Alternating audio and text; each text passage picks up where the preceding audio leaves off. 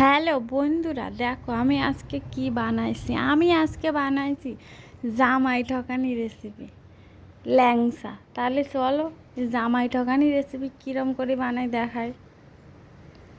এখানে আমি সুজি নিয়েছি 1 কাপ, ভিজিয়ে রেখে জল ঝরিয়ে, আর একটা কলা, বেকিং পাউডার 1 চামচ, বেকিং সোডা 1 চিমটি দিয়ে একটু লবণ দিয়ে ভালো করে এটাকে মথে নিয়ে ল্যাংসার শেপে গড়ে নিয়েছি।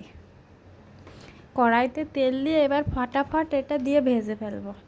তারপরে চিনি শিরা করে তার ভিতরে ডুবো দেবো।